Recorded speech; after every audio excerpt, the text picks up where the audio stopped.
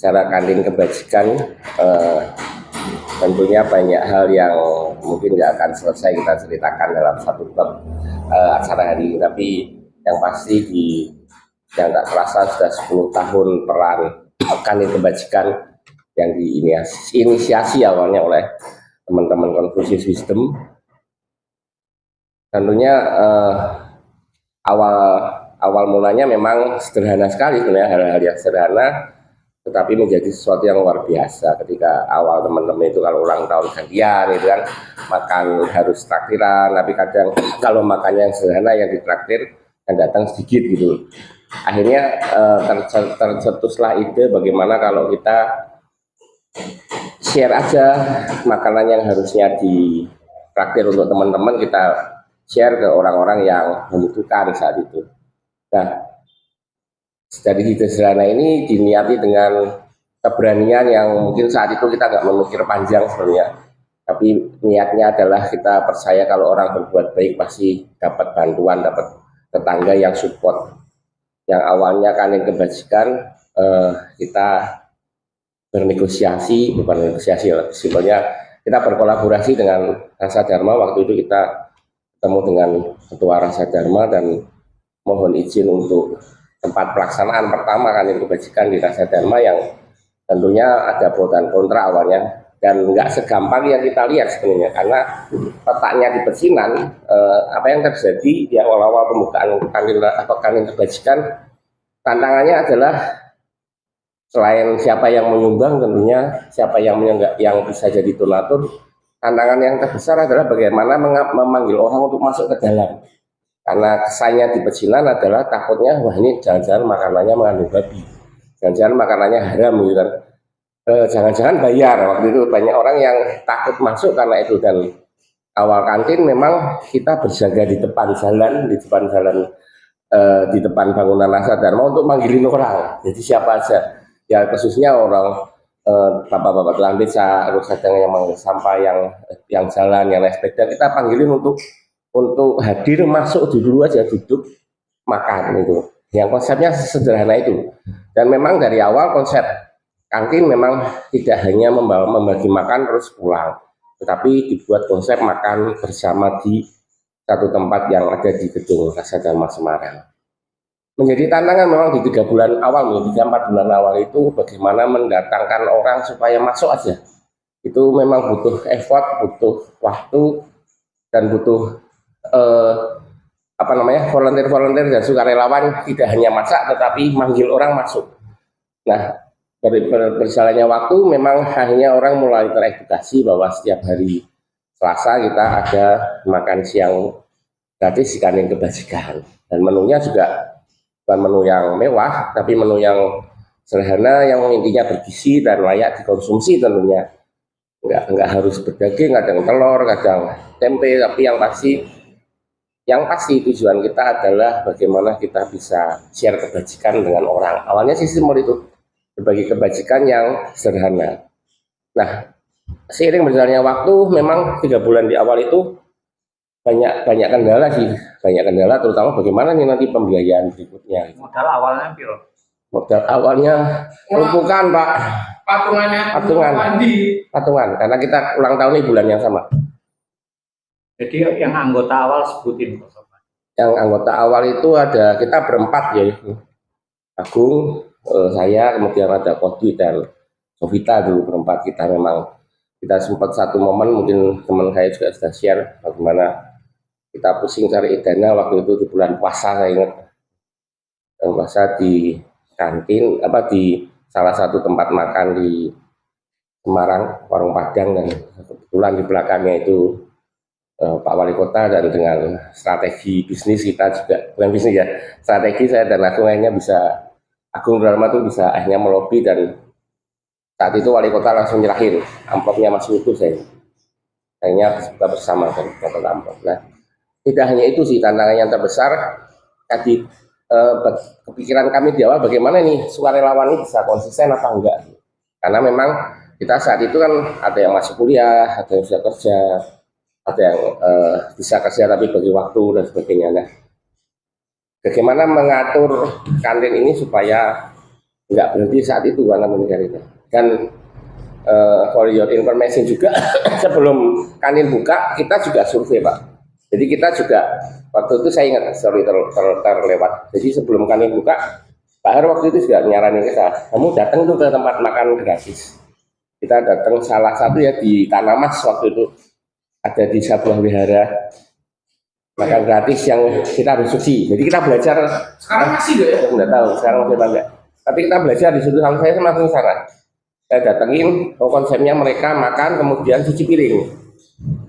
Tapi kalau dipraktekkan di sini terlalu ribet karena harus cuci piring, harus menyediakan air dan lebih ribet. Maka kita adopsi yang salah satu juga di gereja Beringin waktu itu. Hari Sabtu kalau nggak salah. Enak ke sana. Saya ke sana lihat konsepnya dan di situ membuka mata sih sebetulnya. Kalau di sana yang luar biasa adalah sukarelawan yang tertinggi ketika mau cuci piring. Jadi banyak metodenya banyak beda-beda nih. Nah, dari situ kita belajar sebenarnya bahwa sebenarnya mana yang lebih cocok di daerah pecinan ini kan. Nah, dari berkaca dari dua itu dulu yang karena setahu kami juga baru dua itu kalau nggak salah, mungkin ada beberapa momentum lah. Kalau yang rutin ya. Terus kami berkaca ke situ dan saya ingat di depan Toko Rasa Dharma dulu kalau nggak salah jual mainan di situ. Ada ayah bilang, itu ternyata dulu di aktivis sukarelawan juga yang di gereja. Dia bilang nggak usah takut kalau niatnya baik, karena di situ waktu itu kalau nggak salah 1 tahun. Kalau niatnya baik pasti jalannya terbuka. Artinya dia memberi keyakinan. Yes, salah satunya karena saya percaya bahwa orang-orang yang kami datangi juga itu orang-orang yang tulus yang akhirnya membawa virus ketulusan ini ke tempat kami. Ya, itu yang membuat kami akhirnya semakin berjuang ya untuk dengan berbagai cara anak agung dengan pemimpinan agung bisa tidak hanya satu tempat tapi menduplikasi lah. Jadi yang duplikasi nggak cuma franchise itu Pak. Tapi konsep kebajikan pun diduplikasi. ATM lah ya. Iya, ATM dan kita bahkan langsung kita pendampingan ke tempat-tempat yang buka kantin ya waktu itu ya. Ada pertama di Minan ya. Minan kemudian Purwokerto, kemudian Lingobio ya. Kemudian yang Purwokerto itu atas inisiatif sini apa sana yang minta ya? Kayaknya pemudanya sana kan sering lihat kita update status terus juga kita sering ke komunikasi ke sana, sayangnya salah kantin di sana. Berarti terinspirasi dari sini. Oh jelas, kalau itunya ya, karena aku sering update status juga, sering sering memberikan inspirasi lah intinya Purwokerto, Kak, terus kemudian Binan, kemudian Lingobio ya gue ya, terus kemudian terakhir di Yayasan Mitra Jati, Mitra apa ya? Mitra Setia ya sorry. Ya itu yang luar biasa adalah momentum ketika kita datang ke kantin itu Pak. Jadi memang karena ini bicara kehidupan dan bicara kebajikan, ketika datang ke kantin itu kita bisa menemukan sesuatu sih. Kalau saya mengambil nilai-nilai spiritualnya ya, dalam arti banyak yang kita bisa pelajari dari hal yang sederhana. Yang awalnya tadi kantin waktu dulu kita mendatengin orang itu kan yang pemikiran pertama gimana kalau rebutan, ya pasti terjadi gitu memang. Gimana sih tekniknya membuat orang supaya rapi ya, kebetulan memang sukarelawan kita ya jago-jago ya, kita yang bilang kalau nggak mau rapi tak tutup selesai kan. Akhirnya yang satu kalau berebut temennya ngingetin, ngantri karena sampai saat itu awalnya kita buka secara bebas, jadi orang mau nambah berapa kali itu bebas, tapi kasihan yang terakhir. Pernah nggak sampai ke bagian? Pernah beberapa pasti pernah. Jadi jangan itu kita mengevaluasi Pak. Jadi memang ada manajemen yang nggak tertulis, tapi kita by experience dari pengalaman. Oh kalau kayak gini makanan yang terakhir kasihan, gimana caranya? Akhirnya kita ketemu yang konsep sampai hari ini dipakai. Terus termasuk umpauan 100 yang dikeluarkan 95 dulu yang 5 Simpan dulu. Atau kita sediakan nasi, Pak. Jadi ada nasi tambahan yang digunakan untuk orang yang porsinya besar dan orang yang terlalu banyak supaya share menarik nasinya di situ. Berarti punya konsep tadi beda sama yang lain tuh nasi harus habis. Betul, nah itu edukasinya Pak. Tadi pertama kita nertibin orang dulu. Memang proses sih, nggak bisa langsung. Bagaimana tertib dulu. Jadi tadi deretan pertama, deretan kedua, deretan ketiga itu akhirnya kita bisa edukasi dengan awalnya kalau nggak mau antri rebutan tutup gitu. Akhirnya mereka mau. Terus kemudian ada kayak potong gitulah, kita juga sempat ngadain kuliah 7 menit bahasanya ya. Jadi intinya mengedukasi mereka supaya berbuat kebajikan dan sebagainya, ngantri, berterima kasih. Yang akhirnya mereka bisa menghabiskan nasi. Yang awalnya nasi itu kan kadang sisa awal-awal ya Pak. Terus dibuka dengan apa namanya share itu, akhirnya orang-orang mulai sadar bahwa sebenarnya kalau kita buang ini di sisi lain masih banyak orang yang susah. Sampai hari ini masihnya akan semakin lebih baik berkurangnya, karena dengan itu orang mulai sadar kalau kurang kita sediakan nasi Pak di situ supaya nambah aja nggak apa-apa nasi, tapi bukan satu porsi utuh dengan lauk. Terus kalau misalnya kelebihan nasinya ya bisa di-share di situ supaya bisa diambil temannya yang lain. Nah, konsep itu yang dipakai sampai hari ini, dipertahankan, dan paling efektif sih daripada dulu kita harus nambah full. Kasihan yang terakhir datang itu biasanya kadang kehabisan makanan dan porsinya sudah habis. Kadang yaitu kita juga sedikit sewa juga kan, kasihan gitu, padahal pasti ada yang membutuhkan. Terus kalau kita lihat kayak Andi sama Agung kan banyak kerjaan itu kayak kan boleh omongan ya kata orang. Itu kok sampai bertahan sampai detik ini, apa yang terjadi ini? Ya kalau awal-awal kita incas ya, gua sampai mungkin kita di tahun awal itu sering banget, bahkan di 3 bulan pertama itu tadi incas, tadi manggilin orang itu harus kita sendiri Pak, sama dibantu satu senior kita namanya almarhum Junaidi ya, itu beliau juga setia mendukung kita. Nah hebatnya Agung itu, mungkin kehebatan Agung dah tim kita bisa mentransfer energi Pak. Ya, tadi saya keyakinan kita kalau kita berbuat kebajikan pasti ada orang yang akan support. Nah, kebajikan ini seperti energi, saya yakin. Sesuatu yang positif ini seperti energi yang akhirnya sukarelawan itu tergerak sendiri, bukan karena Agung, bukan karena Andi, bukan karena konfusi sistem, bukan karena kita berbuat baik. Mereka kayak addicted untuk berbuat baik. Jadi filosofi yang ditanamkan itulah yang menggerakkan mereka ya. Betul. Karena kita nggak butuh panggung ya, karena kita nggak pernah kan di awal-awal manggil wartawan di tahun pertama, tahun kedua orang nggak tahu Pak, panen baju sudah jalan 2 tahun, karena kita nggak mau promo, karena kita berbuat kebajikan, kita tabu lah kan ya, dalam tanda petik kalau dipromosikan ya. Kami berangan-angan kan ini kebajikan itu seperti pohon beringin, jadi akarnya kuat dulu Pak, baru kita ke atas, itu bisa membuat rindang semua orang. Nah ya hebatnya aku itu bisa mentransfer visi kita ke sukarelawan yang tidak hanya sukarelawan membantu tenaga, bahkan dulu di karyawan Buniantong kalau cucunya ulang tahun juga ikut masak, sharing yang tadinya, karena mereka tergerak Pak. Wah aku tak masak ya oleh nggak saya masak, aku boleh nggak saya silahkan, yang penting nggak basi kan, kalau basi jadi masalah kan, yang penting layak dimakan. Yang nyumbang siapa? Yang nyumbang karyawan Buniantong, saya ingat siapa ya dulu, karena susunya ulang tahun. Jadi transfer energi inilah yang menurut saya yang memperkuat kantin sampai hari ini. Kehebatan visi itulah yang akhirnya membuat kantin itu jalan sampai hari ini. Orang yang jadi sukarelawan kantin sudah nggak mikir sih Pak, sebenarnya mereka mau dapat penghargaan syukur nggak ngefek buat mereka. Yang penting mereka datang, ketemu teman, ketemu orang yang membutuhkan, mereka berbagi, dan yakin mereka itulah kebajikan yang akhirnya membuat mungkin ya suka atau nggak suka, mereka lebih sehat, mungkin lebih bahagia di situ sampai hari ini dijalankan. Nah, baik. Berarti yang menggerakkan itu sudah dari sananya lah ya. Ya dari energi ya orang bisa bilang seperti itu, tapi karena kami juga dulu turun tangan, jadi kan nggak cuma ngomong Pak, jadi kita memang waktu itu yang manggilin orang, ya ditolak orang, Jadi dari situ saya belajar bahwa jangan menyepelekan juga sama orang-orang yang di bawah kaum berapa. Mereka kalau sudah kenyang nggak mau makan, tapi kadang kita kalau lihat orang-orang yang mendingan walaupun sudah makan nambah lagi. Akhirnya belum tentu orang itu mau, kadang orang mau dikasih aja susah ya. Betul. Dan mereka merasa cukup, Pak. Itu yang kita bisa belajar bahwa memang nggak harus berlebihan.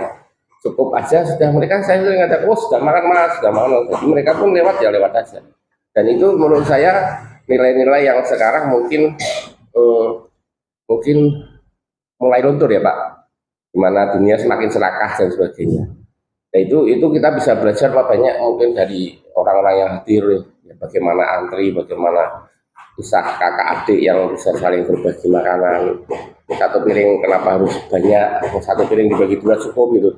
Jadi mereka aja aware gitu loh, apalagi kita yang sudah punya pengalaman itu lebih panjang harusnya lebih bisa menyadari bahwa ini bukan hak kita aja gitu loh. Jadi di kantin ini bukan orang yang datang itu bukan semena-mena kemudian oh, ini hak kita nih, tapi dengan kita mengisi tadi dua piring yang harusnya dua piring, satu piring dibagi dua, yang satu piring kan bisa bermanfaat untuk yang lain.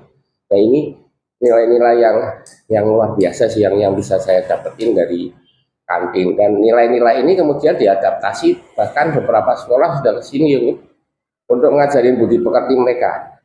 Jadi maka karena konsepnya di sini adalah nggak tadi di awal nggak hanya makan terus dibagi pulang enggak, tapi makan bersama. Jadi anak-anak tuh beberapa sekolah di Karangturi juga kami juga pernah dulu anak-anak melayani makan ngobrol dengan excited seperti itu. Berapa penelitian juga pernah waktu itu saya nemenin dari Litbang Kemenak Pusat juga hadir di sini dan mereka gergel, oh masih ada ya orang Tionghoa di pecinan yang susah. Jadi mereka nggak pernah lihat, mungkin nggak tahu itu mereka ngomong seperti itu. Jadi mereka berdua di sini itu sama kayak apa ya orang Jawa bilang, kami tanggungan shock gitu lihat ternyata masih banyak kok orang Tionghoa yang susah, dan ternyata kok masih ada orang yang mau berbagi dan sebagainya. Berbagi di sini kan banyak dengan ide, dengan tenaga, dengan pikiran, bahkan mungkin donatur. Nah, di situ mereka juga syok waktu dia lagi penelitian di pecinan. Saya ajak ke sini dan mereka melihat itu syok mereka. Nah, ini nilai-nilai yang mungkin lebih tinggi hanya dari sekedar sepiring nasi tadi, dan inspirasinya memang dari situ ya.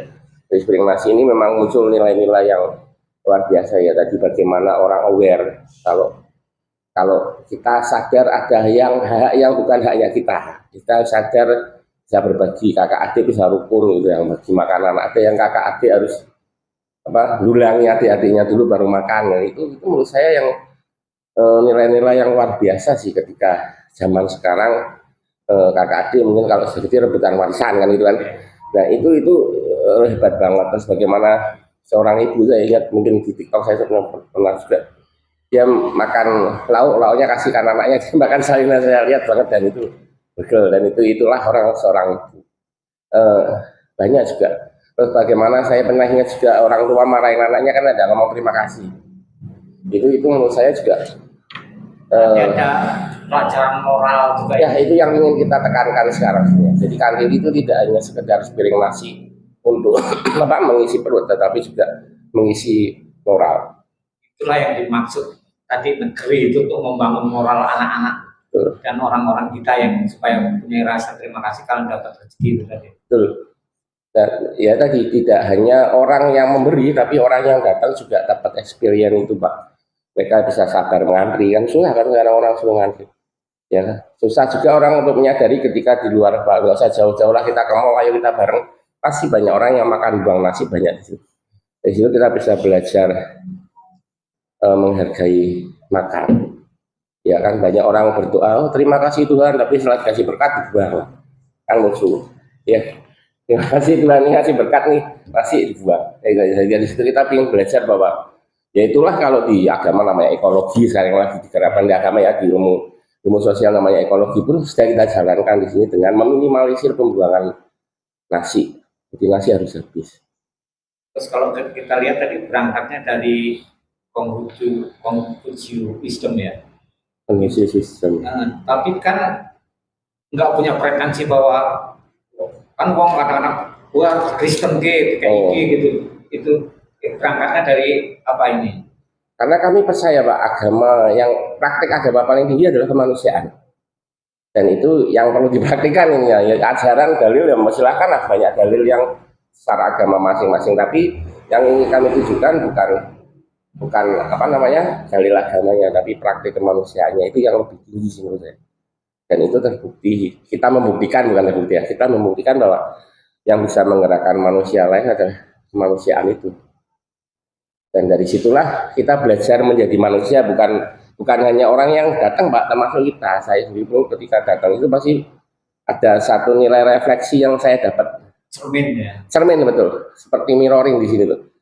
Saya sudah belum kayak gitu loh. Kayak kadang kita laut sampai 4, Ya, ke 1 ya. dikasih anaknya tadi. Ya, itu luar biasa. Dan itu cerita itu kan kalau kita cerita di rumah keluarga juga seperti itu, seorang ibu bagaimana ngomong sudah doyan padahal ibu doyan ayam gitu karena khusus untuknya. Itu saya lihat sendiri dan begel kalau ingat. Dan itulah kehidupan yang nyata di situ bisa dilihat. Kalau harapan Ko Andi ini kan udah 10 tahun berjalan. Apa ke depannya? Ya tentunya kami ingin menara-menara kebajikan ini tetap berdiri dan bersuara lebih indah. Indah dalam arti bukan untuk siapa tapi untuk kebaikan orang banyak, sebenarnya itu aja sih simbol itu. Semakin ini bisa berkembang, otomatis semakin banyak yang bisa kita bantu dan kita lakukan, itu aja. Sesimpel itu aja sebenarnya. Momentum 10 tahun ini apa yang akan dilakukan Kantin Kebajikan? Ya itu Pak, sebagai menara itu kan mungkin harus tetap, teknologi kan tetap berubah. Kami percaya bahwa hukum yang kekal dan abadi itu adalah perubahan itu sendiri. Dan Kantin Kebajikan tentunya harus terus update bagaimana meningkatkan kantin itu sendiri, terutama berhubungan juga tidak hanya eksternal, internal juga. Dan kami juga kadang setahun sekali ya Bung ya, untuk orang-orang ibu-ibu sukarelawan kadang kita gabung Pak, kita ya hanya semalam ogon nginep di Bandungan. Tujuannya adalah menjaga ikatan kekeluargaan dan visi ini lebih kuat. Penyegaran. Ya, saya setahun sekali. Intinya kan COVID. Ya karena COVID aja. Sebelum COVID kita setiap tahun Dia harus mulai lagi. Iya, mulai lagi. Sebenarnya dari awal kan saya tanya sama Ko Agung, apa sih visi misinya? Pokoknya jalan-jalan, tapi pasti Ko Andi pasti berdua pernah ngobrol tujuannya ininya capaiannya ini pasti ada dong. Iya, ya Agung dan kami memang saya sudah ngeklop. Visi misinya. Iya. Visi misinya memang ya tadi kami yakin kalau berbuat kebajikan itu Tuhan pasti berkenan. Apapun sih berbuat kita, kami percaya itu. Dan misinya adalah bahwa kami tadi seperti menara kebajikan yang harus bisa terus jaringannya, kalau dulu 2G, 3G mungkin sekarang harus 5G gitu, bisa lebih dalam, lebih luas, lebih dalam dan lebih bermakna sih. Nanti harus diupdate juga ya. Betul, menurut saya tetap harus update. Ya tadi salah satunya yang kita sempat berhenti ya Bung, setelah belum COVID itu setiap tahun. Jadi ibadah ya simpel lah, cuma ketemu di Bandungan, makan, kadang masak sendiri, terus outbound yang senang-senang aja Pak, yang simpel. Intinya rasa kekeluargaan ini tetap kita jaga. Ini kelihatannya merepotkan ya. Kenapa harus piring? Nah, kan zaman sekarang tuh katakanlah ada update dan yang sekali buang gitu. Ya. Itu yang mungkin jadi pertanyaan orang. Iya, satu ya Pak, orang makan itu kan kalau zaman dulu makanan itu kan harus dihargai. Menurut kami piring itu adalah tempat yang paling berharga untuk sebuah nasi. Aku tahu jawabannya. Ini soalnya aku yang minta. Jadi waktu kantin itu buka, saya itu kan udah kuliah loh Pak. Kalau nggak salah saya itu punya kayak training suruh bagi makanan di jalan. Mereka itu jadi anak-anak sekarang itu kalau bagi makanan di jalan, tangan kanannya memberi, mukanya melengos. Makanya saya minta mereka itu tetap konsepnya makan pakai piring dan sendok yang kita pakai. Kalau dan nggak buru-buru orang mau bergegas mau dibawa pulang gitu kan. Tapi pasti hilang piringku. Pasti berkurang susuk piringnya. Tapi ya tetap ada orang-orang yang nyumbang di piring itu tetap ada. Dan apa tuh? Kalau dia nanti boleh tambahin kalau aku yang cerita. Kesan-kesan donatur sekarang tuh gimana? Mas kan di sini ada donatur ya.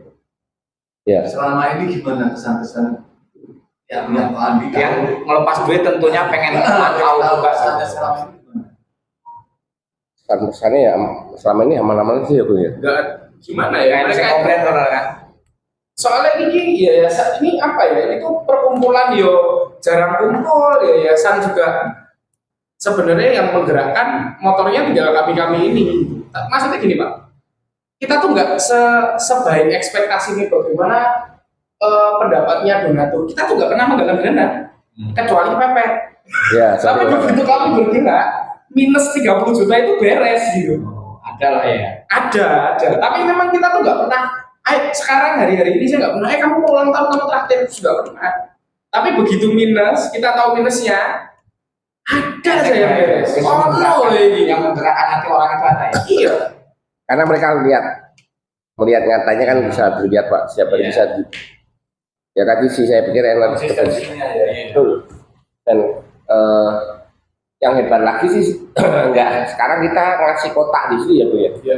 Apa supaya bukan kita minta bayaran enggak, cuma mengajarkan mereka itu juga punya harga diri, tidak selalu di bawah. Iya. Berapapun nilainya, mau 100 rupiah mau 500 rupiah, mengajarkan mereka juga punya harga diri. Misalnya, oh hari ini saya narik gojek berlebih ya, ngasih 1.000 monggo gitu loh. Kita nggak menilai nilainya, tapi tadi Pak, nilai kami yang beda, mungkin kami mengajarkan moral yang beda dari yang lain. Dalam tanda petik ada moralitas yang Betul. ditanamkan ya. Betul, kami Sekedar ngasih sepiring nasi tapi enggak ngasih. membangun moral. Membangun moral itu kan ada pepatah Cina kan butuh puluhan tahun membangun membangun hutan, butuh ratusan tahun mendidik manusia. Secara apa?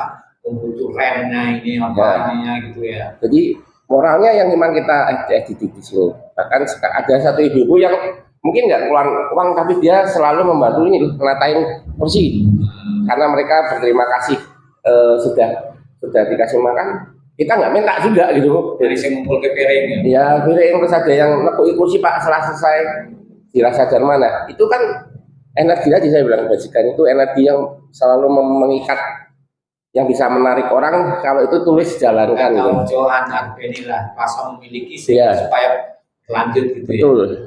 Dan itu moral yang ingin kita tekankan sih, yang ingin kita update terus ya, tidak hanya sekedar piring nasi tapi nilai-nilai moral apa yang bisa kita gali lagi, terus kita dibalik piring nasi tadi dibalik kegiatan ini apa yang bisa kita ingatkan, itu yang menjadi PR kita selalu untuk kedepannya sih.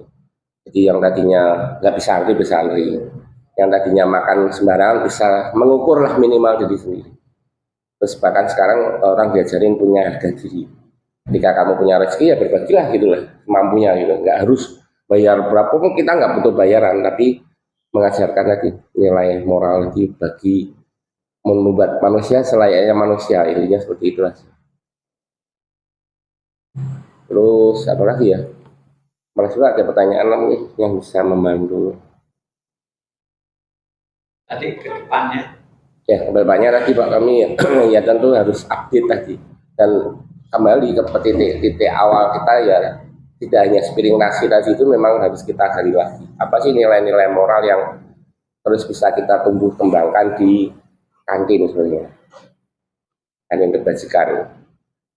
Apakah ya tadi dari proses yang lain itu kita juga masih terus mencari edukasi yang tepat untuk zaman ke depan. ya, dan kami cita-cita ke depan memang juga ini sebagai apa ya, sebagai proyek edukasi Pak. Jadi supaya anak-anak itu bisa melihat kami ingin berbagi ini di pendidikan. Ya, dulu kita sempat kepikiran nih, tapi belum sempat kita jadikan. Kayaknya ketemu tadi siang. Aku ngetik komputer kan itu kan muncul. Ya, ternyata kita punya draft untuk menawarkan program pendidikan karakter di Rasa Dharma lewat kantin kebajikan. Jadi anak kecil daripada dihukum, lebih baik di sekolah, lebih baik suruh nyuci piring di bawah itu, suruh ngasih bantu, kasih makan di bawah.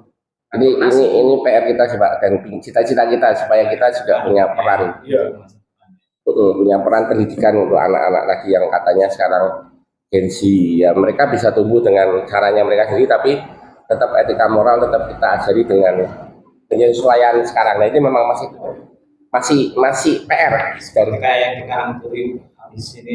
uji pilir, ya banyak hal. Nah itu yang lagi kita gali. Pernah ada anak Karangturi ke sini.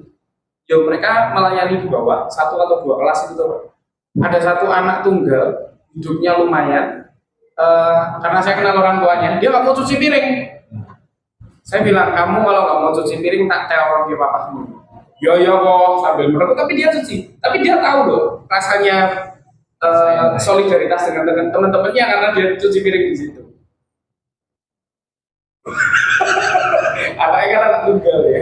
Dan kami juga pernah berkolaborasi sama itu ya, Bung, anak-anak itu ya difabel ya waktu itu. Difabel ya. Iya, ya, jadi kita mau ya habis ulang tahun ke-8 itu Pak Sudah. Bagaimana kami ya tadi memposisikan manusia layaknya manusia. Ada Pak Isar ya. Ya Pak Iswar. Jadi ada 1 anak difabel yang excited banget tuh. Saya ingat. Berarti selain lintas agama, lintas etnis, inklusi ini. Inklusi juga, Ya kan? betul. Artinya ada pelajaran di situ tiga-tiganya itu Ya. keragaman kan tadi kan, Ya, dan inklusi ya, artinya nggak membedakan siapapun itu. Iya, betul. Kan. dan difabel itu ada 1 yang excited banget ya. Dan ternyata pulang naik CRV ya, gitu. Jadi anaknya mah nggak tahu. Jadi Turun dari mobilnya si Elvi. ya. Ini Down syndrome. Ya, tapi dia excited banget loh. Maksudnya itu berarti kan saya percaya bahwa kebajikan itu prakteknya kemanusiaan. Bahkan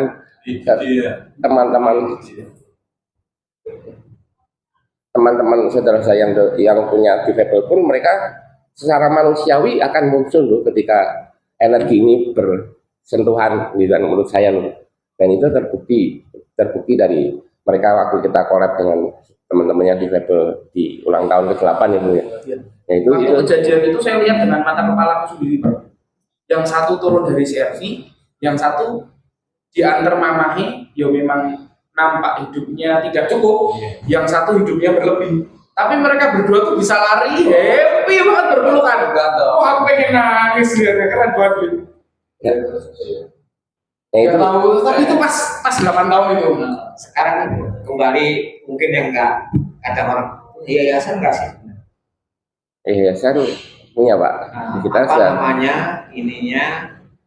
ini kita memang Kemarin tuh ada persoalan katanya mau buat rekening aja payah. Alah, 2 tahun. Hari ini Ya. tahun berlagi. Aku sampai kami memang ya tadi update dari Iya. kita adalah salah satunya Ya, belum ada. belum. Jadi yayasan ini memang tidak terekspos. Kita masih jalanin ini tuh hanya apa ya? Hanya ada komunitas yang berbagi, ada yang bantu masak, ada yang bantu siapin laporan pendanaan itu toh. Sorry, kalau ini kan banyak berdapat ke dinas sosial ya. Wah, Betul, dinas sosial itu pernah nggak ke sini?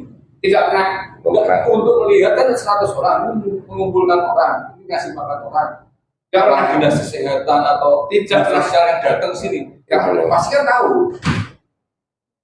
Logikanya Nggak tahu dia tahu, saya nggak ngerti dia terpapar informasi tentang nanti itu bagian atau enggak. Tapi waktu usia 8 tahun itu kepala dinasnya saya panggil. Datang kepala dinasnya, ada Pak Iswar, saya ngomong Pak, Bu, kita dibantu bikin rekening. Ini lewat 2 tahun nggak jadi, sepertinya Soal dinas apa? dinas Iya, sosial. Ganti. Nanti masih itu. udah hadir. Cewek sekarang. Ya jadi memang itu Pak, updatean kami salah satunya itu. ketemu tanya deh mas ya. Oh, Iya. permasalahan. Tahu apa enggak? Gitu. Saya bilang tadi, Nanti potong. Enggak potong. Potong. Yang ada. Kita harus ngerti lah, sing kira ngomong-ngomong Iya, pas. iya. Wes enak-enak. Ya itu intinya Soal perekrutan relawan itu gimana Pak? Relawan tiba-tiba yang dari awal ya, dari awal aku nunggu si tanggal itu. oh enggak. Nah itu gimana? Nanti saya ceritain, ada di listnya saya. ya Ya. oke nyambung lah. Ya itu intinya sekarang kita mungkin mau nggak di 10 tahun bahkan di kebajikan kita ingin lebih baik lagi ya Bu. Salah satunya ya yayasan ini harus bisa dikenalkan supaya lebih orang siapapun yang ingin berkarya di Saya sini begitu.